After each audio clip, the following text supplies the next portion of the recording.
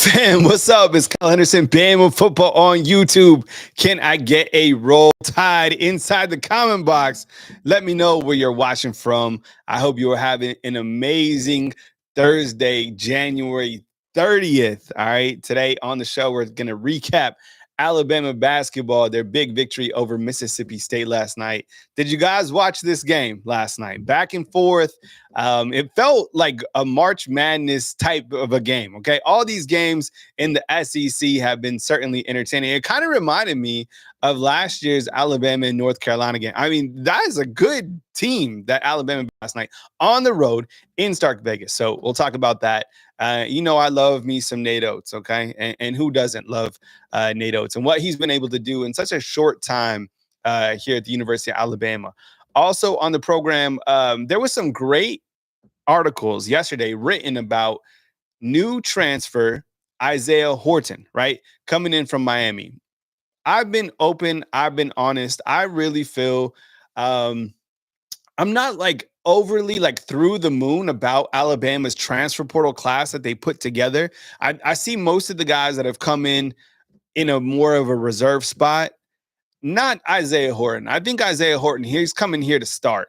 And the wide receivers on Alabama's team, they're just going to have to understand that, a mega talented player has been brought into the locker room. And you got Jeremy Bernard, you got Ryan Williams, you got Isaiah Horton. Those are going to be your three top wide receivers. And the guys underneath that are going to have to be patient and wait their turn to get on the field. Now, I would imagine since Alabama has a new quarterback that can operate at a higher level, I'm hoping that more wide receivers are going to get an opportunity. But look, if you think that Isaiah Horton came over here to sit behind somebody, you're mistaken. Okay, he came to take jobs. And I think he's going to do just that. I mean, so we'll talk about that and what former Miami football players had to say about him. All positive. I mean, this guy, I think he's the number one transfer that's coming in. I'm also really excited about Cam Calhoun, to be honest, but I feel that Isaiah Horton is going to be someone really special. And I would imagine that maybe the biggest transfer or the second biggest impactful transfer comes in this next transfer portal window. I also hit inside the community tab. I asked you to post questions, and I got some good feedback. You guys have some good questions inside the comment box. So all that and more today, right here on Bama Football on YouTube. And again, and I know Chris from New Jersey is talking about the right tackle position. Also, before I kind of dive into it, thoughts and prayers to those that were impacted by the airline and the helicopter, the Black Hawk, the crash yesterday in Washington, D.C. That was absolutely horrible. No survivors. Thoughts and prayers. I saw that just as I went to bed last night. So thoughts and prayers to the family. I can't even imagine, being in that situation and having family members out there. Just a terrible situation. As you know, I used to live in D.C., so it's a special place to me. But regardless of where it happens, I mean, it was terrible tragedy. Absolutely. So as we start, let's talk about Alabama basketball and the victory last night over Mississippi State. Look, where Alabama basketball is right now, I still feel that they haven't reached their overall peak in terms of how good this team is going to be. And I was talking about it this morning with one of the guys that I work out about. He was like, what do you think about all this Mark Sears stuff? I was like, it was ridiculous that it was even a news item. But I think because it's Alabama and what Mark Sears, that stuff is like team type stuff. If you played on any type of a team, you know that it's the coach's job and responsibility to manage the team. So I wasn't sweating that at all. And I knew that Mark Sears in his next opportunity that he would come back and that he would perform at a very high level, which he did last night, right? This guy, Youngblood, my goodness, he is Chris Youngblood is playing elite level basketball. Last night, he had 7 3-pointers, right? 23 points in an 88-84, very impressive win against Mississippi State. I didn't realize how good Mississippi State was. This Josh Hubbard dude, he had 38 points last night. I think it shows you the versatility and the overall potency of Alabama basketball wherever they're playing. I mean, think about this. This Alabama basketball team on the road in the SEC, whether it's Rupp Arena or whether they're playing in Stark Vegas, these are good basketball teams that they're able to go on the road and play with a variety of players that are rising up at the right time, right? So what Youngblood did last night further illustrates what we've continued to already know about this team is how deep they are, right? We were waiting for Youngblood to come on and do this. Look, this guy is absolutely, I am like one of the biggest fans of Youngblood, all right? I was riding on all these guys, whoever, like, think about it. The game Sears is subbed out in, right, against LSU. It's Holloway who comes through. Last night, he gets hot from the outside, 23 points and 7 3-pointers, which is absolutely unbelievable. Mark Sears, 17, and Grant Nelson, 15. Look, that combo already is an elite level combo. I think it's one of the best combos probably in college basketball. You add in Youngblood, you get high level play off the bench from Mo Diabate. That's my favorite player. My favorite players right now are Mo Diabate, Youngblood, and I guess kind of the regulars. I also like me some Phylon. But damn, this team is 18-3, 7-1 in SEC play. 7-1 in SEC play. The SEC is crazy. It's so good. I'd be impressed by whoever wins the SEC championship game. And I know you're probably going to have, Alabama. I would imagine where have they been ranked in the latest bracketology? I haven't even been paying attention. That's kind of like rat poison to me at this point in time. But I would imagine they're like a 1 or 2 seed. All right. You got T up in the house. T, what's up? Hi, good morning. Good morning to you and this Alabama basketball team. Yeah, this Alabama basketball team is the team we thought they would be. I think they're actually better. And I still feel that they haven't put together like the best stretch of their season, which is very promising for a team that we expect to go as far as they can go, right? This Josh Hubbard kid, 38 points last night. Very impressive. Up next, you have the Georgia Bulldogs. So the SEC, there's no slowing down, but Alabama basketball with a monumental win last night over Mississippi State, 88-84. If you were able to stay up to watch that game, you went to bed sleeping like a baby and certainly impressed. All right. Teammates sound off on Isaiah Horton. There was a variety of reporters who spoke to former teammates of Isaiah Horton. Who is Isaiah Horton? If you don't know, and like, you're like, how can you not know about Isaiah Horton? A lot of people don't follow the transfers. A lot of people still have a gut punch from Alabama losing to Michigan. So Isaiah Horton was one of the transfer portal additions from Miami. 6'4" wide receiver who was very productive last year for the Hurricanes with Cam Ward. As you know, Cam Ward probably be the first or second quarterback taken in the upcoming NFL draft. Last season, Horton had a really good year for Miami. 56 receptions, 616 yards, and 5 touchdowns. Ryan Williams had 8 touchdowns last year for Alabama. Jeremy Bernard had 2 touchdowns. So you see that's the type of production that Isaiah Horton is bringing. There was a variety of reporters that spoke to former teammates of Isaiah Horton, and Xavier Restrepo says basically one-on-one situation, this guy is a nightmare. Love that quote. Elijah Arroyo says they're absolutely getting a dog, and then Jalen Rivers says a long body and tall. So you add all those elements to Alabama's already loaded wide receiver room. This is something to really get excited about. If we come in and you have a really good quarterback and he's performing at a very high level and you somehow fix this right tackle position, which they have to, Alabama's not going to go into the season with, questions at right tackle. They can't. They know what's on the line. Either they really are seeing some early progression from Wilcom Formby, or they're going to surprise us all and be like, guess what? Michael Carroll's starting at right tackle. So we got a 5-star starting at right tackle. He can play over the field. I don't know. But when you look to Jeremy Bernard, when you look to Ryan Williams and that combo that is coming back, probably one of the top combos in college football at the wide receiver position, you add in Isaiah Horton, those are going to be your starters. We don't have to play around and kind of, put different guys on the field. Those are going to be your starters. Horton did not come in to be a reserve here at the University of Alabama. He came in to be wide receiver number 1. He did. That is the level of play. Now, is he going to be wide receiver number 1? No, because you have Ryan Williams, but he came in to be the number 1 wide receiver here. He didn't come in to catch 20 passes. He came in to catch 70 to 90 passes. Okay. No guy's going to leave for 56 passes to come and catch less. Isaiah Horton is a guy that Alabama wanted to come in, and that wide receiver, pick your matchup. Guard Jeremy Bernard, guard Isaiah Horton or guard Ryan Williams. And whoever is the fourth wide receiver that can step up, I would imagine it's going to be Rico Scott. I would imagine it could be Jalen Hell, Cole Adams. All those guys are higher than Jalen Mbakwe. Jalen Mbakwe is there. Don't forget about Rico Scott.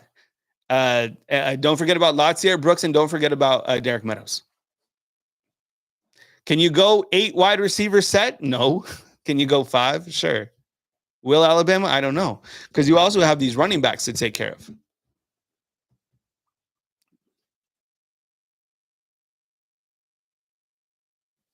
So that's where we stand at the wide receiver position. I mean, I'm absolutely over the moon about the wide receivers. I feel that right now, this is their strongest positional unit, I think.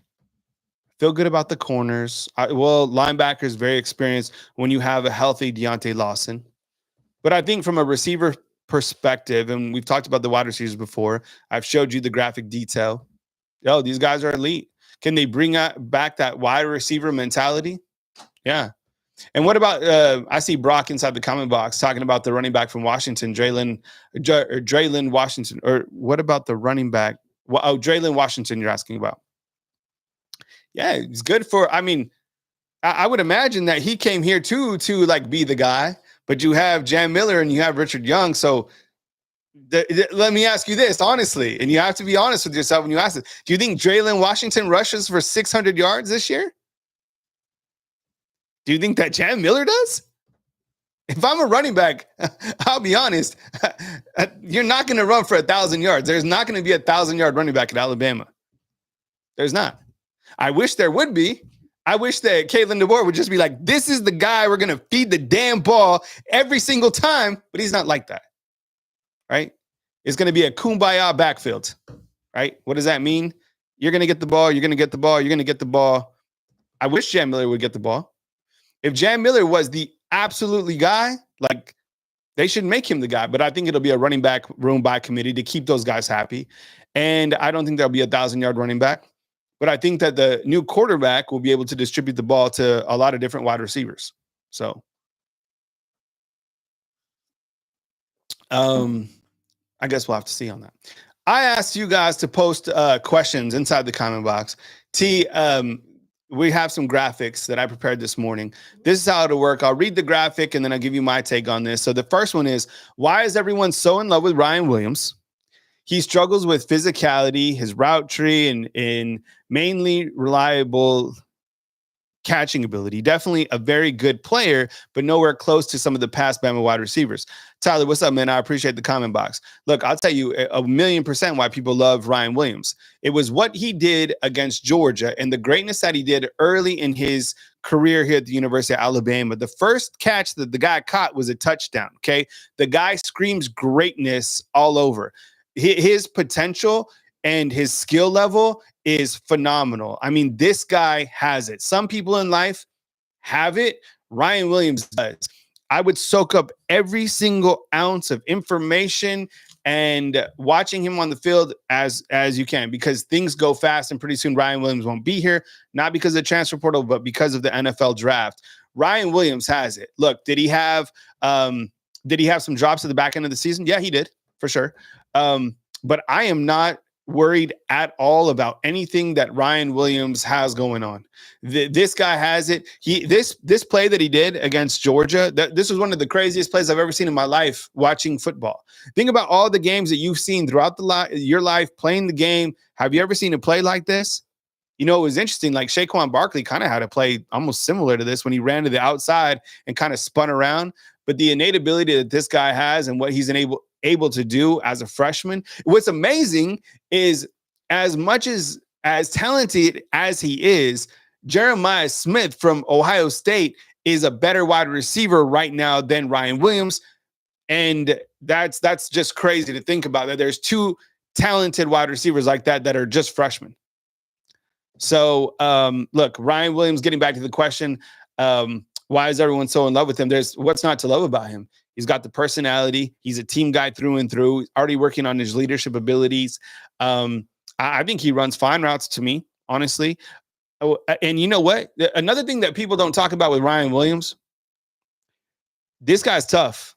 How many times did you get? Yeah, I probably saw him maybe 3 times get absolutely crushed. Right? Went up for a ball. I think it was against South Carolina. I think there was another time against Tennessee and somewhere else where literally the dude, I don't know if he's 190 pounds. I don't think so. And the guy was crushed. He popped right back up. The toughness, he has a lot of this guy has toughness, and I think his catching ability is 99 out of 100, if not 100. He's 174. Yeah, he's 100. And like Coach Saban said, it doesn't matter how much you weigh. I mean, look at Devontae Smith. I don't know. I mean, Devontae Smith, that's another, guy made out of iron. And Ryan Williams seems to be cut from that same class. So there's a lot to love about Ryan Williams. I'd be truthful if there was any downside to what he has. But this guy, I mean, I don't know. Tyler is, I would imagine you're an Alabama fan since you asked the question on the channel, but maybe not. I'm not sure, but I appreciate the question either way. This guy has it. And you know what's crazy is if he can get fed enough and Alabama can be creative enough to get him the football and different opportunities, compounded on the fact that if they continue to allow him to be a punt returner, he might be, and he could be one of the better wide receivers that Alabama's had, period, which is crazy to think about, but he has it. And he's had it since he was at Saraland. And magnetic personality, absolute ball on the field. That's why people look. I'm curious to see what he does in year 2. People love this guy, and rightfully so. So that's why people like Ryan Williams. Coach Kalen DeBoer recently said this on Ryan Williams too. I know he has much higher goals than his freshman season. Really excited about him as a leader. We spoke about that yesterday. We're going to help refine him. And when you have somebody like Jamarcus Shepard working with him, and I'm sure past guys that are from, the rideouts are also talking to Ryan Williams, but a lot of this is just natural, honestly. Like, I remember his grandpa sent me some clips of Ryan Williams when he was playing football, when he was 7 years old. The dude was returning punts. Like, some guys have it, he has it. Next question. Will Kalen DeBoer be too loyal to the quarterback? Well, I think that was one of the biggest downfalls with Coach Kalen DeBoer this past year, was being too loyal to Jalen Milroe, and I think that was one of the major failures of this past season, was kind of being locked on to Jalen Milroe, specifically in the game against Oklahoma, the game against Michigan. You had other opportunities to start another quarterback. The fire in the eyes, I like to joke about that. I don't know. If he's loyal, I like loyalty. Who doesn't? But you have to be able to separate loyalty from what's happening on the field. And while Jalen Milroe was regressing on the field, he kept trying to force Milroe in there. There's going to be a lot of people that said Milroe, owned the team and he could do whatever he wanted with the team. The coach is responsible for putting the guys out. Whether people are going to get mad at, because Coach Kalen DeBoer benched Milroe, deal with it. It's your team, your job. You're getting paid not $100,000 a year. You're getting paid $10 million a year to make these decisions. Make them. If people are going to be mad about Jalen Milroe being benched, fine. Transfer portal's coming up. See you in it. This is my team, and my job here is to win games and to continue the standard of Alabama football. Patriot Life in with 5 fan fundership. So I appreciate you, Patriot Life. Cyber Gun, Antonio Snells, Tony Sosa, Joseph Davidson, Ahmad, Beatty say thank you to Patriot Life. I feel that he believes in these next quarterbacks coming in. I feel he's really excited to see what Ty Simpson can do. And we're always going to ask his fans, you're like, damn, if Ty Simpson was good enough to start this year, how come he couldn't beat Milroe? But that's like asking about these drones in New Jersey, right? It's like, no, you're never going to get a direct answer on it. So, we have a quarterback battle. We hope that Kalen DeBoer does the right thing and play the best person for the job. And if that's Ty Simpson, then that's it. If it's Keelan Russell, that's it. If it's Austin Mack, that's it. But will he be loyal to the quarterback? Of course. You have to be loyal to the players, but you can't be loyal to a fault and let it burn you. Otherwise, Kalen DeBoer will be coaching for another team sooner than later. And that's just it. right? Here's a quarterback room. We talked about this before. What's not to like about this room? There's 3 quarterbacks. That's fine. I don't feel that another quarterback should come into the mix from the transfer portal. I think 4 quarterbacks makes things too busy. You have some walk-on quarterbacks that get repetitions during practice. 3 quarterbacks is fine. All these 3 quarterbacks, you let these guys battle it out. Ty Simpson, Austin Mack, Keelan Russell, that's it. It would be, I feel, a little bit of a setback if you bring in a transfer portal quarterback at this point in time during this next transfer portal window. You don't need one. 3 quarterbacks is totally fine. The next question right here. T, could you read this out? Yeah. JJ RMFT is saying, just out of curiosity, what's your most satisfying Bama victory, Kyle? For me, it's the 2009 SEC championship game. It just seems like that's the game that ignited the dynasty. Yeah. Why don't you sound off? I love this question. Could you sound off on your most satisfying Bama victory? It took me a few minutes to think about it. T, do you have one that like jumps off that like, maybe made you cry or kind of like was I like, don't know, yeah. maybe that Iron Bowl, like I guess was it last year? The Gravedigger? Yeah, that one was the crazy. the Gravedigger was a good one. That was a good one. And then that Georgia SEC championship game, what year was that? Not the one recently, like super recently. This one. This was mine. You're talking about this one, December 1st, 2018. This is mine. And I'll tell you why. I talk about this game a lot. And it seems to me like the 2017 season and the 2018 season had a real big impact on me the further I go in my career. That's when the first year that I moved here was 2016. I talk about this often. And 2017 was my first year here. So you had Jalen Hurts, who was benched. So my first year was that national title game, right? And that was amazing. I saw it. I was on the sidelines. I have a video on my phone, field level. And I saw that game, and it was amazing to see that particular play. One of the best plays ever in college football, right? But I talk about this often, is like the following year and I think I talk about it more because the game of college football has changed, and you talk about loyalty, and you talk about players hitting the transfer portal or players being benched. Jalen Hurts was as big as a name as anybody else, right? The Alabama quarterback. This guy was benched for Tua Tagovailoa.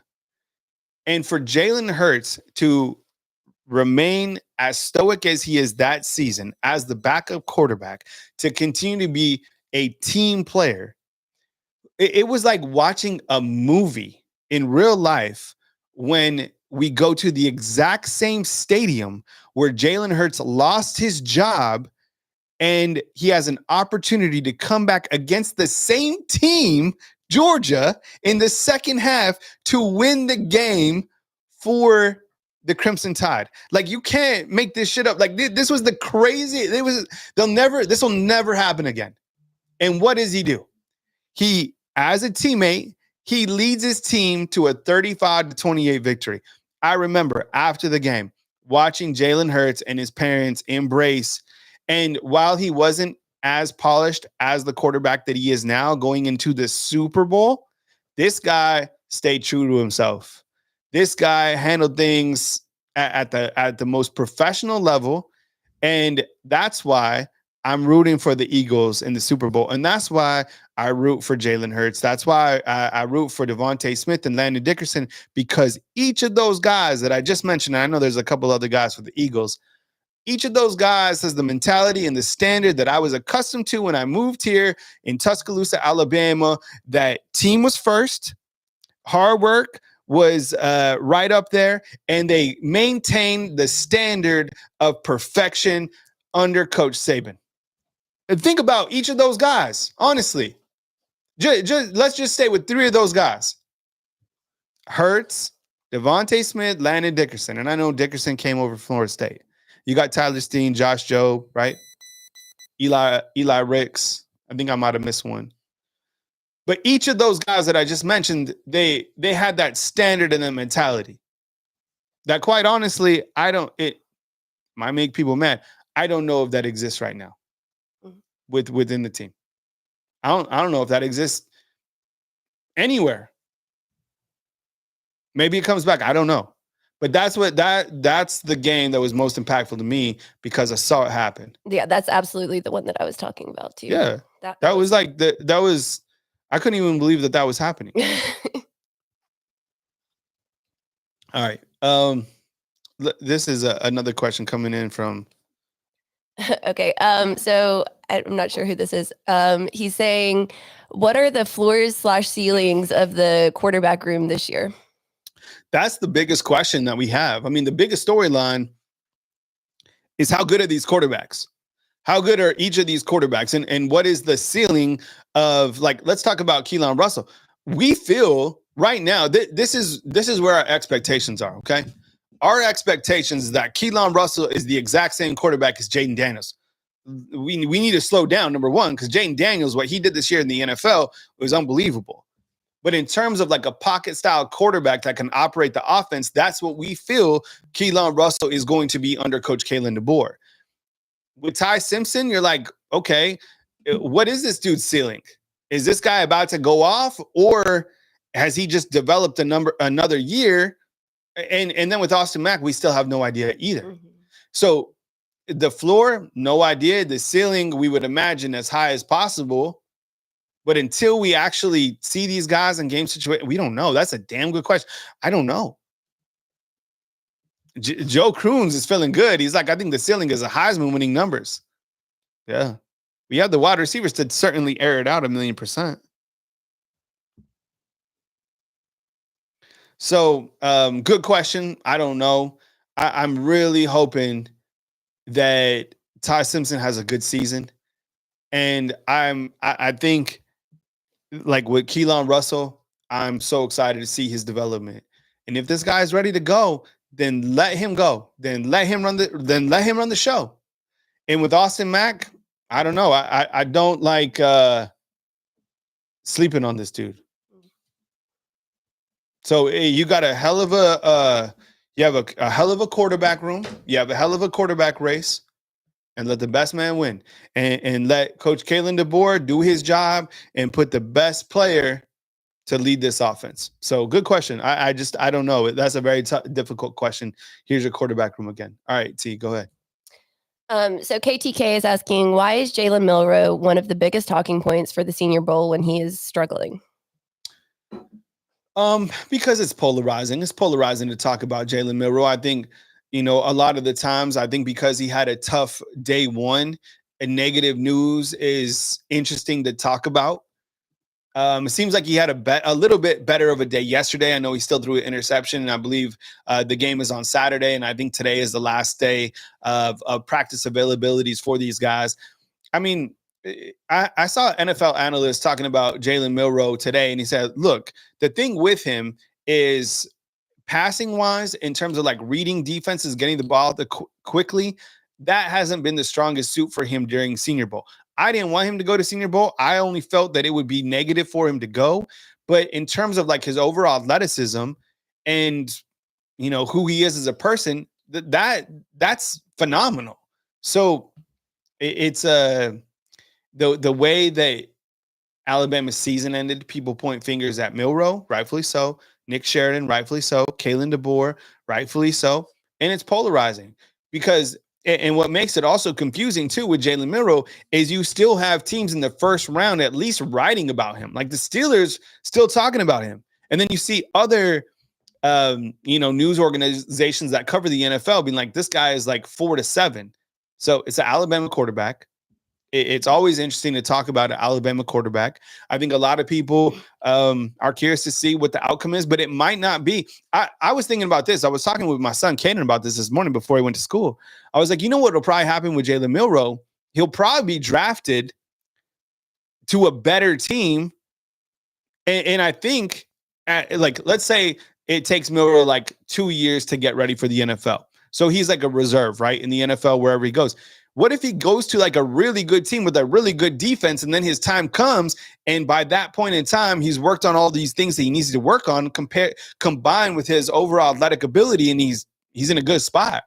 Because if you get drafted to some of these early teams, like poor Bryce Young, oh my God, going to the Panthers, man, people were ready to kick him out of the NFL. But the Panthers, if you knew anything about it, a lot of that was on Bryce, but a lot of it was the Panthers didn't even have an offensive line.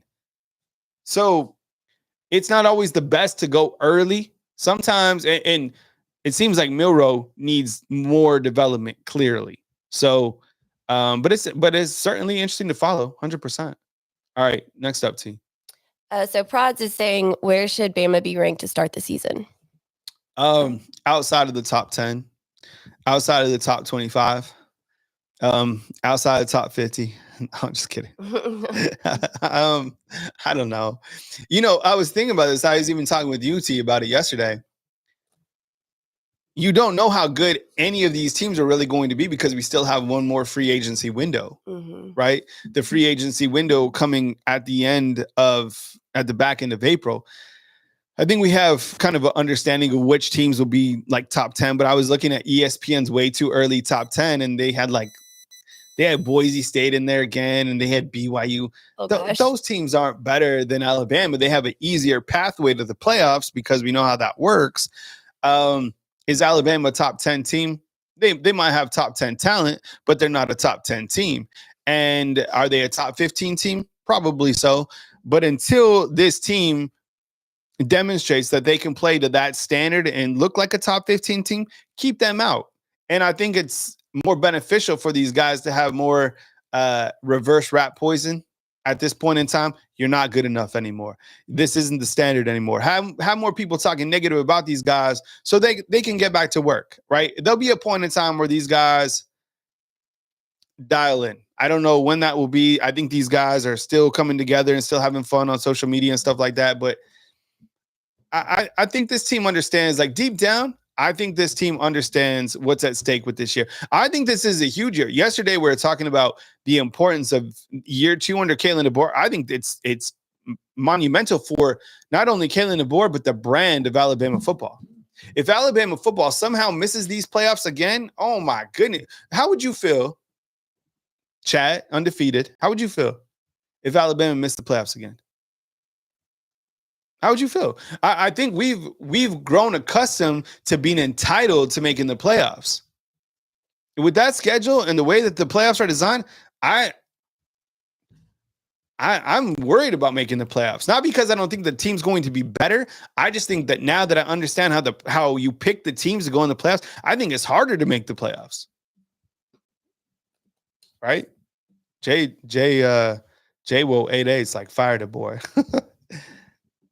No, this year he has a big year, and he's got his staff back. All these guys are in place, right? They added Jason Jones as an assistant defensive backs coach. He has Nick Sheridan. He has Kane Womack. Nobody's really talked about Kane Womack that much this offseason. But Kane Womack, damn, like he's got all the defensive parts coming back. All of them. And he started to do really well at the back end of the season.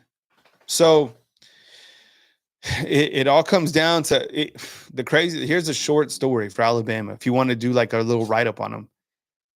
Depending on the level of player, their quarterback, and if they can fix the right tackle position, Alabama has enough pieces returning on the offensive side of the ball to really make a run at the SEC championship and further. To back that up, Alabama returns a ton of talent, probably more talent than anyone else in college football on the defensive side of the ball, right? Starting with LT Overton, going all the way to Damani Jackson. So that's it. I would also say if Alabama can figure out a way to navigate the middle part of their schedule and win 4 out of 5 of those tough games, you're looking at a team that is going to be hard to leave out of the playoffs, leave out of the SEC championship. Games on the road are going to be very challenging for this team. I feel that the away games are harder this coming season than they were last year. And this team, Carlos was summing, didn't play well on the road. I don't know if that's a Coach Kalen DeBoer thing. I don't know if that's an internal locker room thing. We'll find out the first week of the season when Alabama goes as a 7-point favorite to beat Florida State. If you lose that Florida State game, oh my, like, seriously, I'm worried about that. Like, I'm worried about away games. I know you think about Florida State and you're like, oh, they're trash.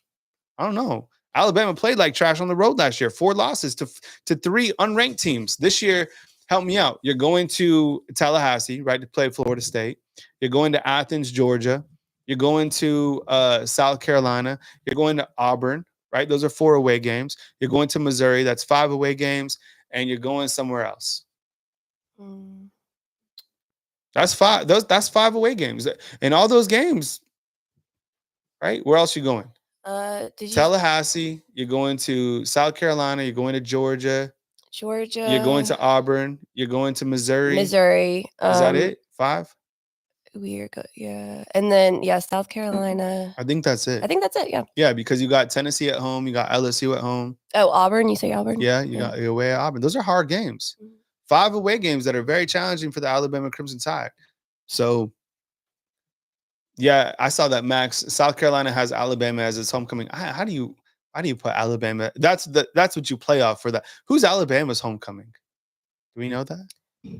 Is it like probably not Tennessee? That's too far back, right?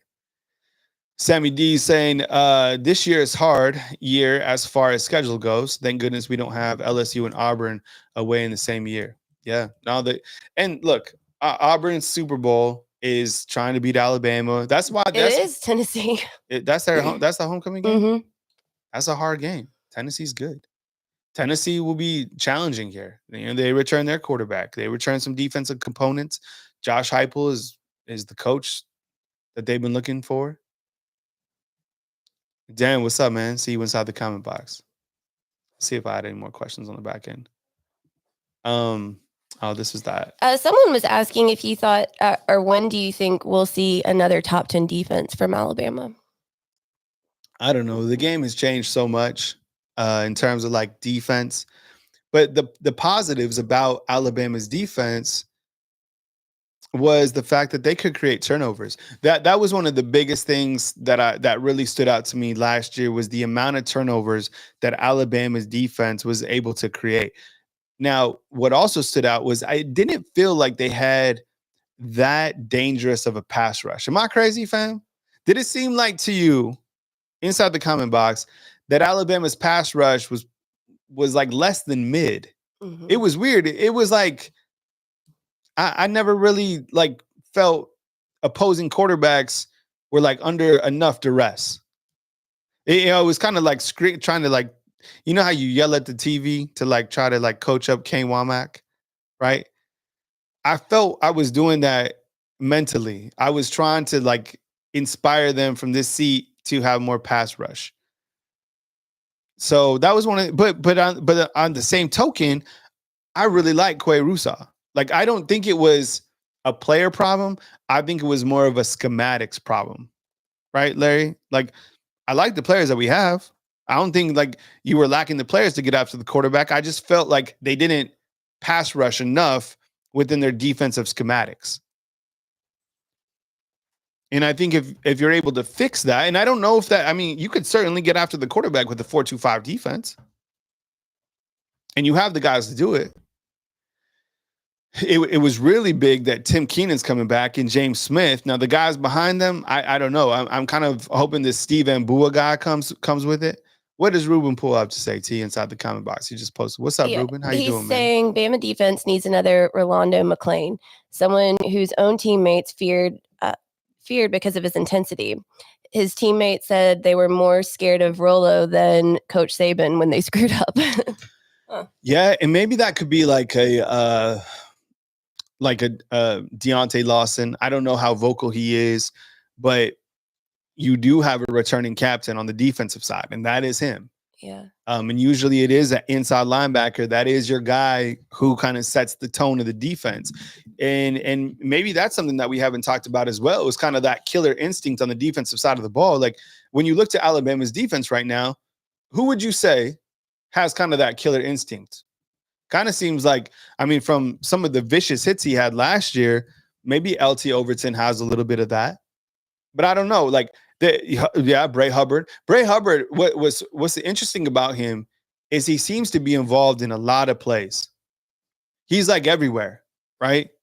And it was interesting to see him when he came in, even as a reserve, it felt like Alabama's defensive secondary got better. But it also felt, too, like quarterbacks against Alabama underperformed, right? Alex, what's up, man? I'm not sure why you're not able to rejoin, man. But try again. Yeah. Try again from like a different browser or something like that. It's all good, man. Sometimes it's your browser. I'll drop the link again, see if you can follow it. And you have some other additions coming in. Like I saw there was an article. I think somebody. I don't know if it was my boy Tony Sukalis or Charlie Potter who wrote about this. I don't know who, but they said because they're down at the Senior Bowl, right, interviewing like former players of like teammates and stuff. And someone asked a Utah player what Alabama was getting in Cam Calhoun, and somebody compared Cam Calhoun, who's another transfer coming in, to Deion Sanders. I was like, damn, what a comparison. I would be. I'm really curious to see who starts at the Husky position. That's really like post a defensive question outside of like, will Alabama have more pass rush? Like a defensive personnel question that I have is, and that's what I said, Max. I was like, damn, I don't know if he's Deion Sanders. But like a defensive personnel question is like, who's going to play that Husky position? Right? I think we've thrown out like, you look at the returners, right? Like Red Morgan, he played Husky. He kind of like started with Devontae Smith, but could it be Cam Calhoun? Could it be Jalen Mbakwe? I don't even know if Jalen Mbakwe plays Husky, but I think he's athletic enough that he could be that position. Deshaun Jones, I think he could be mixed around as well. I know GSP, that's the thing that worries me about Red Morgan is he got cooked. But you know who else got cooked a couple times last year? Xavier Brown, Zay Mincy, all the freshmen at one point or another got toasted. But we did see Zay Mincy play better against Michigan. We did see Zay Mincy grow, right? But no, there was a point in time, GSP. It's funny you say that because I was rewatching some Ryan Williams highlights. I was scrubbing through them this morning, watching Georgia and Alabama. Keon Sabb was getting cooked. So in that secondary, they went through a lot. They didn't. Who was I think it was probably Malachi Moore. Malachi Moore was the lone returner last year. And Devontae Smith had played a little bit, but he wasn't like a starter. Now you think about the starters you have on defense, right? Damani, Zabian, Keon Sabb, Bray Hubbard. And you figure out that Husky position. Let's just say it's Cam Calhoun. I'm not mad about that at all. In fact, I think that is probably one of their best units. Like, I would be shocked if that's an underperforming secondary. So really, the big questions are what's going to happen at right tackle and what's going to happen at Husky. Do you have any other defensive personnel questions? I guess if I had to say so, I would say who's behind Tim Keenan and James Smith? And then the other one would be, is this the year of Keon Keeley? Keon Keeley is like a popular topic right after Ryan Grubb. If I really wanted to drive the views, that we just talk about Keon Keeley. So let's do it. Keon Keeley, I don't know if he'll be able to play this year. He'll be able to play, but I don't think he'll be able to start. If Keon Keeley can just wait one more year, he'll be the guy. Joe Crooms, I think Steve Ambuo will be the guy too. I think he'll fit in, with James Smith and Tim Keenan, I'm thinking. Jay Bake's talking about freshman Ivan Taylor. I don't know if Keon Keeley, like, man, if he can just be patient. I think he'll spot play this year. And I feel that he'll be like, he could be the guy. You just got to keep him here. You got to keep him through this next free agent window. But I would imagine that he's going to get tons of NIL deals. People want to, have him on the squad. Glenn, what's up? Glenn's saying, do you think Devontae Smith, because he got into it after the stuff that happened during the Auburn game? Does he mean Drake Kirkpatrick? No, he's talking. Devontae Smith was, remember he got jumped by the Auburn guys? Yeah. And then he got that was the crazy thing, is Devontae Smith got jumped, and then Malachi Moore went to go help him. Yeah. And then they got flags. Those two guys got flagged. That was really weird. Yeah, Devontae is now at Notre Dame. Now I still teammates don't. with Tyler Buckner, which is interesting. Yeah, I still don't understand that call. That was weird. Oscar inside the comment box says Noah Carter was highly recruited to Alabama. From what I recall, he's known for getting after the quarterbacks. We've talked about Noah Carter several times. Sometimes his mom cruises through Ebony. You'll see her inside the comment box. Noah Carter was the first recruit in the class of 2024 that Kalen DeBoer signed when he first got here.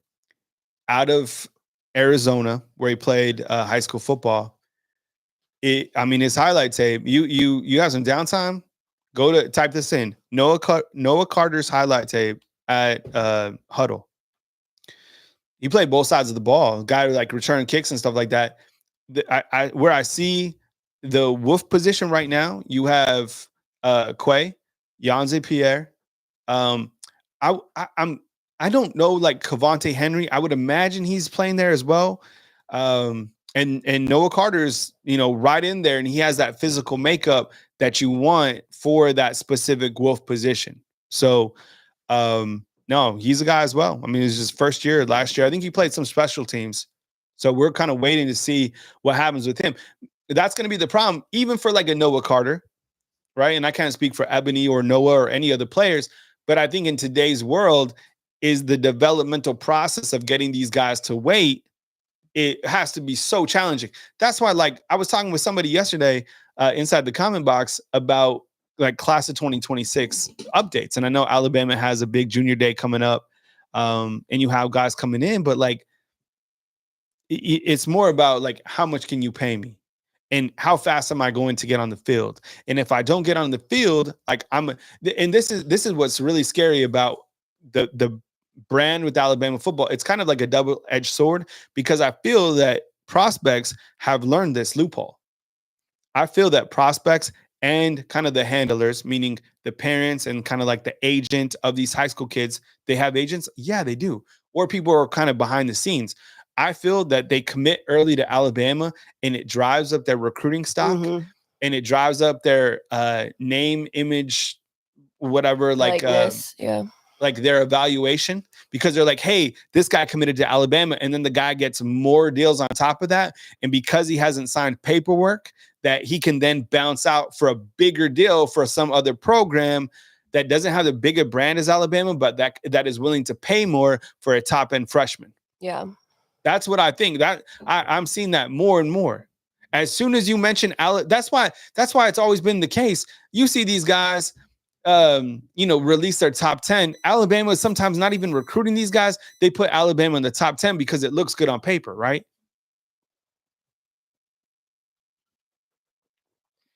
GSP saying get way too many offers off the Bama name. A million percent. As soon as you commit to Alabama or you go to their junior day, imagine your stock goes up because you just visited Alabama. You take your photos here. It's like a launching point for a lot of these prospects, because I don't know how many of these guys will commit at this junior day or whatever. I hope some of these guys do, but I think it's kind of a launching platform for them to bounce off and build their own name, image, and likeness off the Alabama brand. I really do. And I think that's part of it.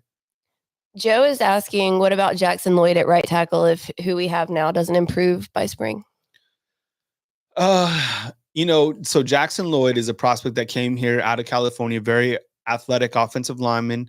You could see a freshman potentially. I'm willing to bet if we do see a freshman start at right tackle, it would be Michael Carroll.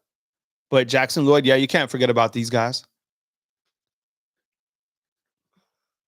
Byron, what's up? Byron's like, we're being used and abused. Yeah, that's exactly it. That's why I'm like, this guy's committed. And like, you read these recruiting updates and it's like, had the best time. Like, I always say this. I'm like, wow, of course they did. But I just don't want Alabama to be put in that position to where they recruit these guys, they commit, they basically use Alabama's platform as a launching pad to get other offers. And that's kind of the name of the game. I guess you could say that's been happening for a long time. But I think what kept those recruits anchored here was the fact that you had Coach Saban here. Coach Saban don't mess around because the proof was the proof was there. Coach Saban not only had championships, for national titles. He had championship the SEC. Plus, he was sending guys at an elite level to the NFL. Now, Coach Kalen DeBoer sent guys to the NFL from Washington. This coming year, I don't know how many guys are going to go in the NFL, but it might not be, 3 in the first round. But I think overall, how many guys do you think get picked in the NFL draft from Alabama this year? Like 7? Yeah, 6, right? 7. 7, 8. Mr. Archives, what's up, man? Cam Newberry. I don't know about that, Mr. Archives. We'll see where these guys are working in spring football. But Cam Newberry coming in, I see Cam Newberry as a guard. So maybe what I was thinking for the offensive line, you go, Kate, and who knows, things can change. Things can 1,000,000% change.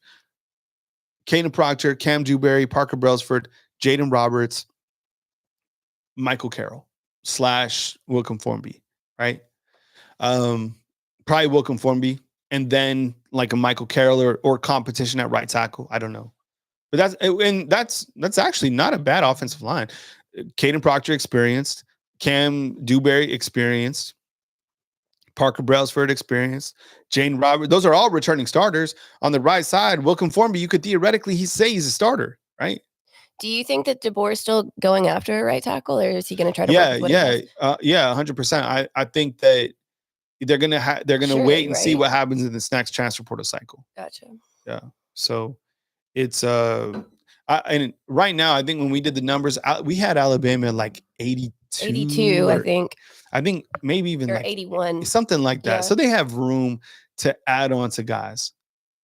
So, and Joe, you're right, man. I think Parker Brailsford with the experience that Parker Brailsford was way better than we thought he was going to be. Mhm. One of the things that, remember, if we could go back and listen, we were excited about him coming in because he played for the Washington offensive line that won the Joe Moore Award. Yep. But we questioned his size, right? We're like, oh, he's not like Landon or Bradley Bozeman or Ross Pierce Baker. It didn't matter. The guy played exceptional. I thought Parker Brailsford, and how many bad snaps did he have? None.